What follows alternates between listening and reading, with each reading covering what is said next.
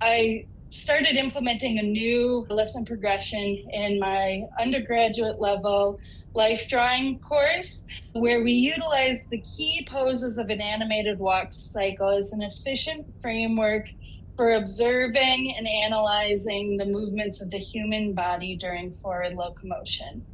The moving images you see here were created during an observational life drawing session where students observed a model who was walking on a treadmill and then use the structure of an animated walk cycle to break down the balance and logic and moments of the movement seen in forward locomotion. During this workshop, we won't be working from a model. I couldn't quite figure out a way to make it as dynamic a process in the online format, but we'll be doing a lot of the same things that I did in this lesson progression. What I'll be doing is I'll guide you through a series of body actions and observations to help you clearly define and describe essential actions for forward locomotion. You'll complete a sequential drawing process where you'll create a logical and animatable gesture drawing using the 8 key poses of an animated walk cycle. And this will allow me to animate them for you this evening, and then I'll post them back as moving images. First, just a little bit about forward locomotion. Forward locomotion is the complex movement sequence that the human body uses to propel itself forward when walking or running. This process involves repeating specific coordinated movements that adapt to pace and terrain agilely, allowing for efficient motion while maintaining balance and stability. The vertical line shown in the animation that you see moving towards your left, that sort of animates the movements of forward locomotion. The vertical line in the animation illustrates how the body remains aligned on its axis during all phases of forward locomotion. During forward locomotion, we carry our vertical center forward across a static ground plane, always staying comfortably erect. The animated walk cycle provides a foundational framework for efficiently describing and animating smooth, natural walking motion. It achieves fluid walking movement by sequencing drawings of the body in 8 key poses, with each pose describing the body's position at a critical and active moment of forward locomotion. The 8 key poses for the animated walk cycle are: first, a contact pose; second, a down pose, and I'll describe a lot about each of these in a minute. Third, we have a passing pose. And fourth, we have an up pose. The 5th pose is actually a mirrored contact pose. So it's the body assuming the same kind of balance as we saw in the first pose, but with the opposite leg forward. Number 6 is a mirrored down pose. Number 7 is a mirrored passing pose. And number 8 is a mirrored up pose. It's really kind of magic that you're really walking, and forward locomotion is such a complex sequential process. But if you really just kind of get to know what's happening in the body in 4 distinct poses, you can build so much understanding, and you can really be able to describe that kind of motion efficiently. So it's pretty exciting. So let's learn a little bit about that animated walk cycle and how it's a little bit distinct from what we see when we animate forward locomotion. So the walk cycle shows the phases of forward locomotion as a series of layered frames that loop seamlessly, creating the illusion of continuous walking. I use the exact same drawings of the same character in the same 8 poses for both the animation I made to show forward locomotion and walk cycle animation. It's just where I place them and how I layered them that changes the appearance of of how the walk cycle is occurring. So in an animated walk cycle, the center line is fixed in place, allowing the body to appear to walk comfortably on a moving ground plane, much like a treadmill. Stacking your key pose drawings to set up a walk cycle animation, even if you're not animating it, is an excellent way to illustrate the way the human body maintains its vertical balance when walking. It also very quickly helps you recognize if and when a body that you have drawn is tipping off its axis or is unsupported. Now what I'm going to do is we're going to get into learning a little bit about each of the 8 key walk cycle poses. When I do this with students in class, we do observe them as movements from the model, but I always ask them also to embody these movements, to, as I'm explaining them, to sort of ask their body to experience them as well. If you are interested, as I describe the movements that occur during each of these key poses, if you want to stand up and place one foot well in front of your body, letting the other one sort of sit behind as if you're taking a step, it'll put you in a position that you can kind of observe, but also feel and practice the poses. Just a heads up, especially as we move into the one-footed balance points that occur during the walk cycle, it can be a little hard to balance. So if you struggle with balance, you might rather just sort of engage with the movements by watching the animations. But if you want to try practicing the movements as I describe them, I think you'll learn a lot about them through your own body. So here we go. The first pose that is a contact pose. It occurs in the first position, and its mirrored counterpart occurs in the 5th position of the walk cycle. To experience the contact pose, or the moment that is described in the contact pose, what you should do is just what my little animated girl is doing. What you should do is use a rocking motion to rock back on the heel of your back foot and forward. And as you do that, let your toe lift on your forward foot. And then as you rock forward, letting your weight move towards your forward foot, you want to let the toes of that forward foot drop. So you're rocking back, walking forward. And as you're doing that, you're probably feeling your weight transfer mostly to your back foot, then to your front. Back foot, front foot. Neither of those moments are actually the contact pose. The contact pose is incredibly hard to hold static. It is the moment of equilibrium with two-footed weight distribution, when the heel of the forward foot has just made contact with the ground and the heel of the back foot is just lifted to transfer the body weight. In the little animation, you can see that contact pose sits right between that rocking forward and back motion, when the weight center of gravity of the body is directly in the center of the back foot and the front foot. Other things to notice about the contact pose. In this animation, the contact pose is shown from multiple perspectives. Just to the right, we have front facing and back facing animation where you can see that contact pose. We have the profile again, and in the lower, moving to the lower right of the animation, you're seeing a kind of simplified view of the body in locomotion from the top.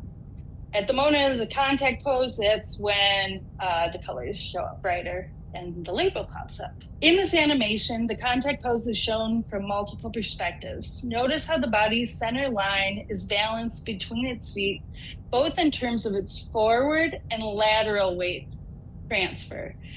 Also, notice the arms begin to swing naturally in opposition to the legs, aiding in balance while remaining relatively close to the body. The oppositional arm swing is really interesting. What you'll see is when the left foot comes forward in the contact pose, you'll see the right arm swinging in front of the body to create a counterbalance that helps support the body and aid in its balance during weight transfer. All right, the next pose that we're going to analyze is the down pose. It sits in the second position and the sixth position of the animated walk cycle. If you are still kind of in that tipping movement of the contact pose, go ahead and allow your weight to move forward just a little bit further. So this pose captures the moment when the body shifts its weight onto the forward foot. The back foot extends, lifting the heel further in until the toes are just barely maintaining contact. You really start feeling the weight of the body on that forward foot. You don't fully rely, weight transfer isn't fully complete until that back foot lifts. But you can see that weight is mostly moving over the forward foot. And you can also see that body center axis moves closer to that forward foot as well. Some additional pose characteristics about the down pose. The body lowers slightly with the knees bending and the pelvis dropping to create a sense of weight. The body's center of gravity shifts downward, giving a more grounded feel to the movement. And the oppositional arm movement keeps moving further in the direction that it started at the contact pose. So continuing to counterbalance during the weight shift. And we will see a major weight shift in the next pose. All right, now here is where your body can get a little bit tipsy. If you are isolating these walk motions, you might think about using an external support opposite the foot you're lifting to just make sure you don't tip over. Or you might consider not stopping your movement at the passing pose. Go ahead and let your leg that you are lifting swing all the way until it can land in front, and just kind of experience the passing pose in the in-between. Or if you're very well balanced, this is a good challenge to control the body too. So do it however you want. The passing pose occurs in the third position, and its mirror counterpart occurs as the second to last pose in the walk cycle. The passing pose occurs in the walk cycle when the back foot has been lifted off the ground and begins its forward swing past the planted foot. During the passing pose, the planted foot bears the full weight of the body. Seeing it from multiple directions gives you even more of a sense of this impact. So in the passing pose, there's several key actions that take place. The body raises slightly as the weight transitions. We are fully in one-footed balance, and that is achieved through the lateral weight transfer, allowing the body to center over the supporting leg. The arms swing back towards the body, so we've sort of reached the extent of our oppositional movement, and so your arms are moving back closer to the body, keeping all those shapes close, but also it's kind of setting you up for the next oppositional swing because we are almost to the next step.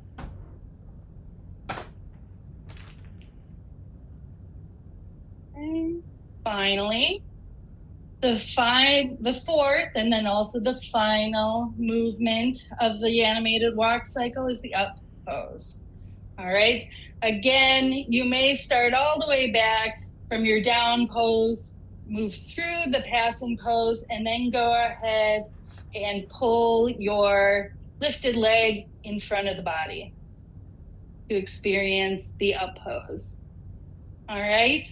In the up pose, the body is erect, reaching its highest point in the walk cycle. The swinging foot moves forward and the body's center of gravity shifts ahead of the grounded foot. So this is the first time we are actively leaving our bodies or moving ahead of our body's support. All right. So as the body's center of gravity shifts ahead of the grounded foot, it initiates a short and controlled fall forward to complete the step. So we sort of drop off our center of balance, and then that lifted leg moves down to make contact with the floor, where it can again begin taking on the role of supporting the body. So more characteristics of the up pose. In the up pose, the body is at its highest point in the walk cycle. It occurs just before the next step is initiated. The arms are still close to the body, but you will see in the up pose that that's actually where we start that oppositional counterbalance. So just barely, and that when that right leg lifts, you will see the left arm start to move ahead of the body. Also, when you look at the animation that views from the front, you can see how thoroughly the body's weight is transferred over the supporting foot. And then just after, it is going to drop ahead for the next contact pose. All right. So that completes our sort of analysis of a walk cycle without drawing. I am going to try to get in a mode where I can see you a little better. If you want to just sort of kind of finish that thinking with a more sort of fluid walk, take a couple steps around your room and kind of think about each of those poses, letting them be a little less stilted, and just kind of recognize the really amazing, sturdy, smart way our body moves through space. And then when you find your seat again, please find a piece of paper and a pencil. You could also totally complete this process digitally, which I did to create all of my little animated slides. If you want, I can work with either kind of file. But if you're going to work with paper and a drawing material, the way I'd like you to start is I'd like you to start by taking your piece of paper and by folding it in half horizontally and vertically, and make it into 4 quadrants, or you can just draw 4 quadrants through it. And then fold the edges of the paper back into your center so that you have your paper segmented in 8 equal segments.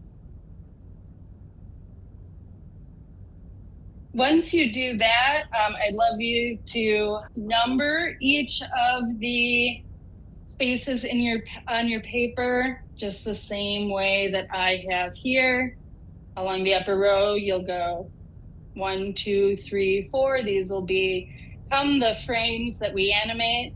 And these numbers are, as you'll remember, also define the poses in the walk cycle.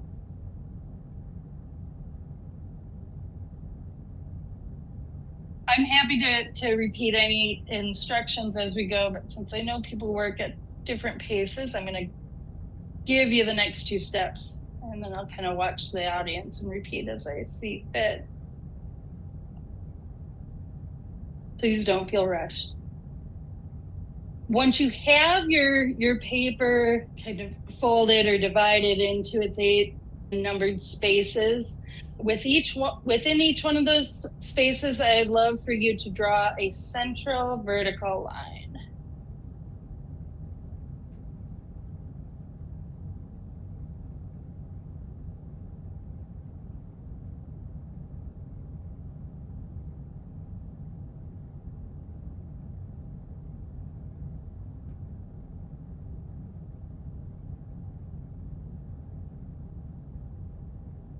Okay. After you have done that, the next thing I'd like you to do is using very basic shapes. Suggest a head and torso shape starting in your first space number 1, and I'd like you to balance it kind of evenly across your vertical line. To kind of have that space down, you are going to draw the same shapes and draw as closely as you can, the same form as the same scale, balance across each vertical in each of your frame spaces. Please don't be intimidated by this step. The shapes that you use to sort of suggest the balance and position of the head and torso don't need to be complex, and honestly, they don't even need to be obviously human. What's most important, it's more important to use and choose simple shapes that are easy for you to replicate so you can draw them swiftly and consistently. So if you just want to make one or two repeatable geometric shapes that kind of occupy about half of the length of that vertical axis and balance across it, that's great. If you want to explore a more abstract shape that, it feels good to repeat as you put it through your hand in motion a few times, that's great. And even if it changes a little, that actually kind of adds to the interest once we get to the moment where it becomes a moving image. Or you can put, I have adopted the strategy. This is a process for character design. So if you're interested in a more kind of exploring the animator approach, feel free to create a character of any shape or species. Again, just making sure that you're finding a way to sort of imply a logical balance across that center line. So with my little duck at the end, his beak sticks out about as far to the right of the line as his tail does to the left.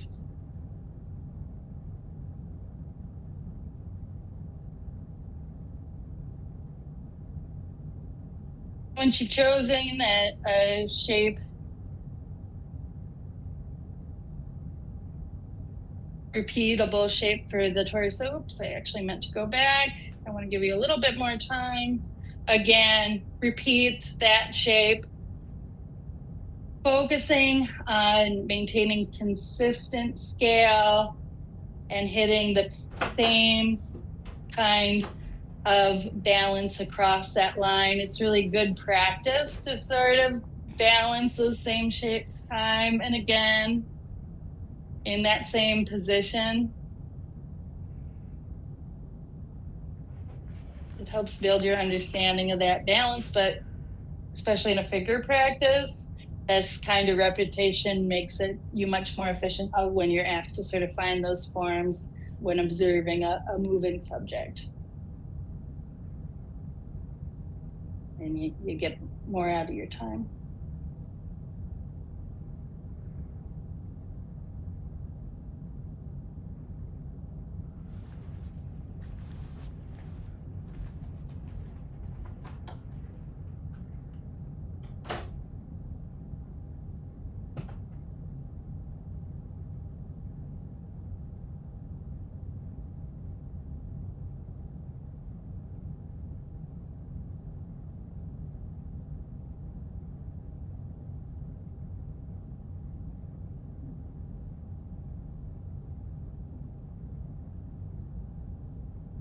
Again, don't be worried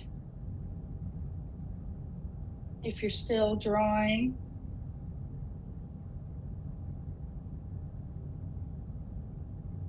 But for those of you who might be ready for the next phase, as you might expect, once you have all of your heads and torsos drawn and balanced in a similar style and position, we're going to start describing the arms and lower body shapes in each of our key frames. So starting in space number 1, you're going to draw your subject in a contact pose by extending some simple leg shapes down to suggest that moment of equilibrium, that two-footed balance that occurs in only one distinct moment of our walk cycle.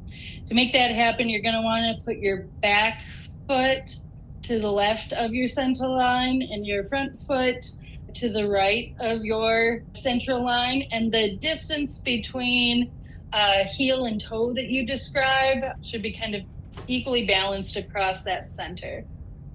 For the forward foot, make sure that you show that the toes are lifted slightly.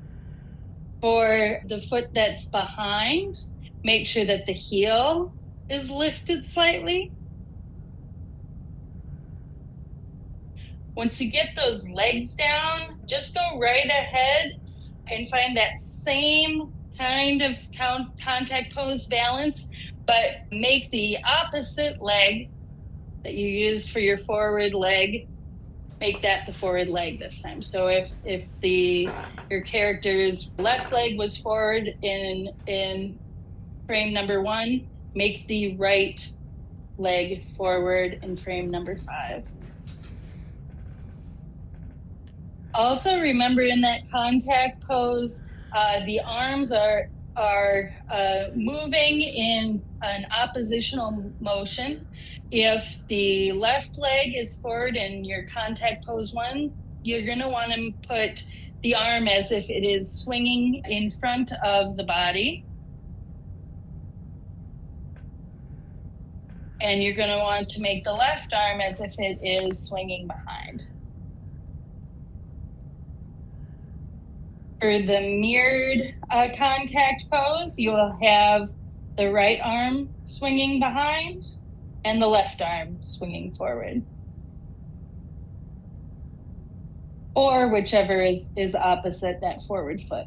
Honestly, there isn't a rule that you have to have the left foot forward first when starting the animated walk cycle. It can work either way.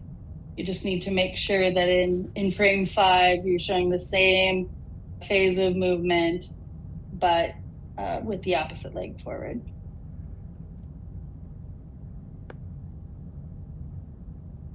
Okay. On my last slide, I'll have all of the poses shown again. So if you're a little behind, don't worry. You'll have another chance to kind of revisit and catch up. But in the second frame of your drawing, I want you to draw the position of the legs and body in the down pose. So remember, the down pose is the pose where we see the body assertively shift its weight to the forward leg. So what that means is that leg that you drew forward in front in the first contact pose, it should start moving towards a vertical alignment with that body center axis. That's going to make the foot appear more so that it is below, either directly below or nearly, maybe just in front of that center of balance. Like maybe the body's balancing just barely over the heel. But honestly, in a down pose, you can really get that leg fully aligned too, and it still functions the same way. The toes on the foot that's behind are still making contact with the ground and in the previous position that they were. And so you see this long extension of the back foot with the heel high and the toes barely touching. The arms are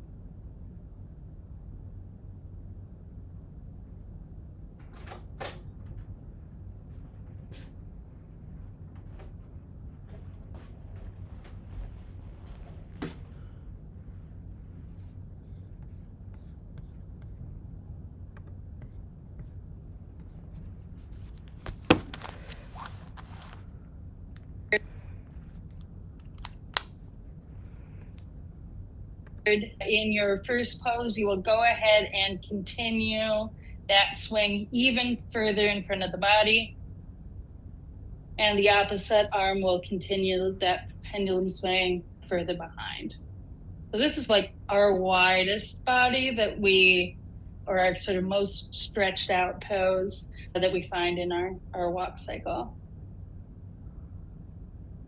Match the same moment in frame number 6, but of course that is our mirrored pose. So the body is going to be balanced on the opposite foot than it was in the first one. So we're balancing over our left foot in frame 2.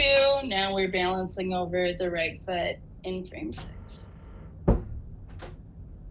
If the left arm was swinging back in frame 2, it's now swinging forward in frame 6. And then the right is back in 6, and left is forward in 2.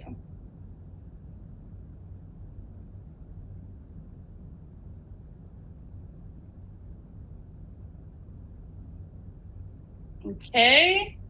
Of course, next we're moving on to the passing pose. The passing pose, we are definitely in a one-footed balance. Our planted foot is supporting the entire weight of the body, allowing us to lift our opposite foot, or the foot that had been behind the body, and allow it to start passing across and eventually in front of the body's central axis.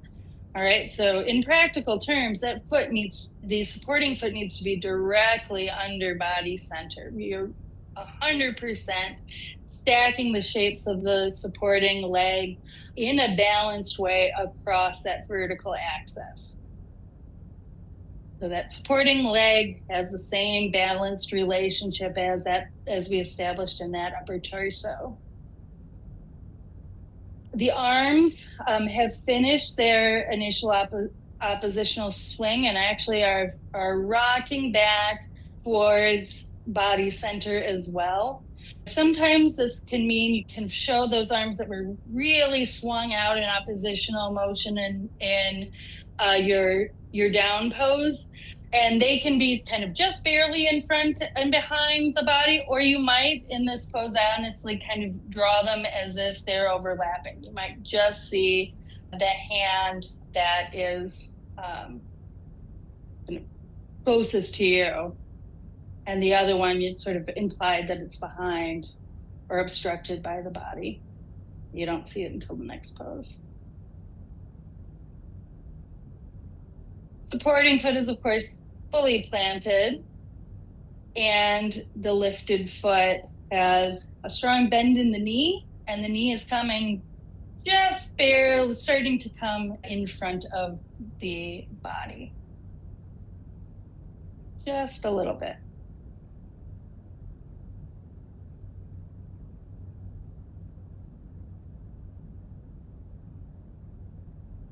Okay, and then the final pose is the up pose. All right, so that up pose continues the swing of the leg, decisively pulling that lifted leg in front of the body. You're gonna see a strong bend in the knee of that lifted leg, and to sort of get the most sort of dynamic kind of movement out of this final pose that really kind of makes sure there isn't this stilted moment before it cycles back into the contact pose. What I recommend is actually setting your supporting foot slightly behind the center axis that you have. So like let your center axis just run through the toe of what is now, what was the supporting foot. Now it's kind of moving into the position of a back leg.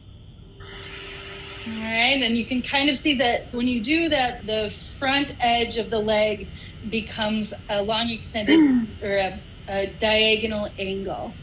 And so although sometimes you see that pose and mirrored up pose still retain that central supporting one-legged balance, Like I said, it really kind of adds an even more natural sort of sense of flow.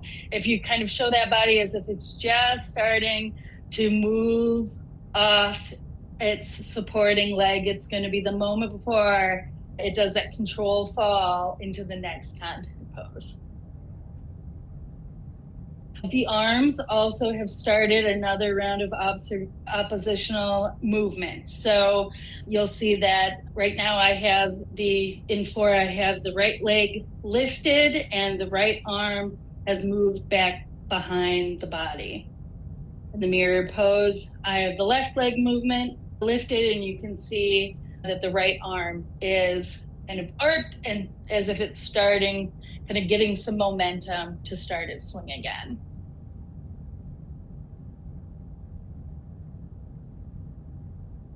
As I said, I'll leave this final slide up here, and then if people want to start chatting, this shows and reminds you of every phase of our walk cycle, and also shows those phases, how they animate.